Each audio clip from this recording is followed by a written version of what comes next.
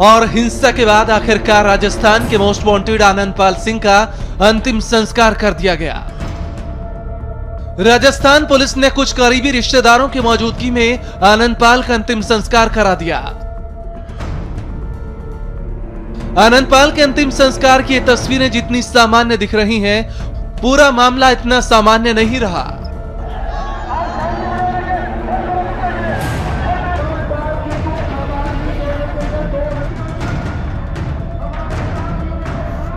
Encounter के बाद आनंदपाल के शव को उसकी चिता तक पहुंचाने में सूबे की पुलिस और सरकार को काफी मशक्कत करनी पड़ी। जो चाहता है वो कर सकता है।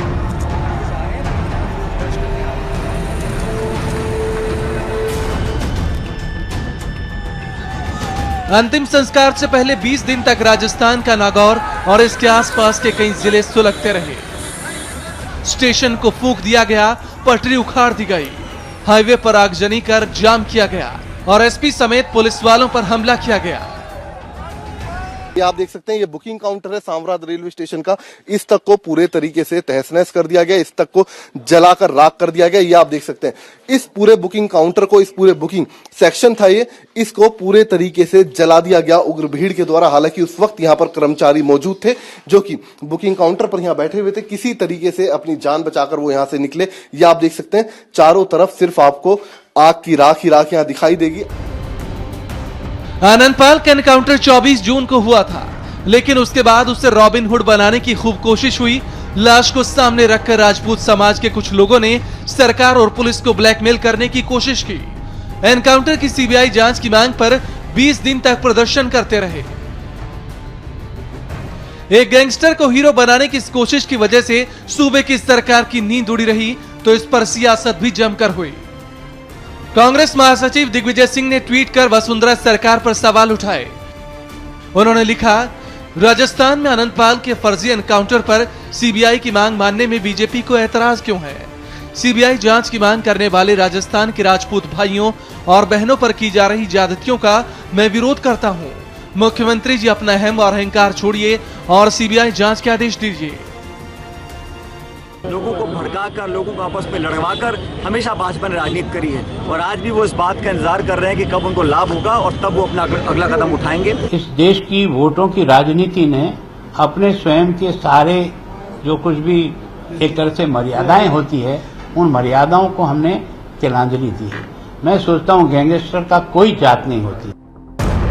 इसी सियासत के बीच गुरुवार देर शाम को आनंदपाल का अंतिम संस्कार कर दिया गया। लेकिन सवाल यह है कि जो परिजन एनकाउंटर की सीबीआई जांच की मांग पूरी होने से पहले अंतिम संस्कार को राजी नहीं थे, वो आखिर 20वें दिन इसके लिए कैसे तैयार हो गए? क्यों बेहद ही सादे तरीके से आनंदपाल का अंतिम संस्कार कर दिया गया? तो आपको बता दें कि गुरुवार को आनंदपाल का जो अंतिम संस्कार हुआ, उसमें राज्य मानवाधिकार आयोग की अहम भूमिका रही है। बुधवार को आयोग ने सरकार को 24 घंटे के अंदर अंतिम संस्कार कराने का नोटिस दिया था। आयोग के दखल के बाद बुधवार को आनंदपाल की फैमिली को नोटिस भेजा गया। नोटिस में कहा गया कि अगर फैमिली ने 24 घंटे में अंतिम संस्कार नहीं किया तो पुलिस जबरन अंत्येष्टि कराएगी। आयोग का कहना था कि ज्यादा दिनों तक डेड बॉडी रखने से बीमारी फैल सकती है। कई सीनियर अफसर गैंगस्टर की फैमिली से मिलने पहुंचे, लेकिन उन्होंने बात नहीं की। परिजन सीबीआई जांच समेत अपनी तमाम मांगों पर अड़े रहे, जबकि सरकार ने साफ कर दिया कि सीबीआई जांच करानी है तो परिवार को कोर्ट जाना होगा।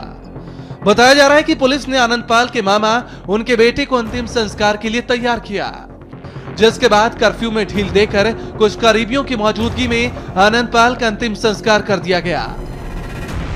अब सवाल यह है कि अगर आनंदपाल के शव का इसी तरह अंतिम संस्कार करना था तो इसमें इतनी देरी क्यों की गई? क्योंकि गैंगस्टर के समर्थकों को सरकार और पुलिस को ब्लैकमेल करने का इतना मौका दिया गया।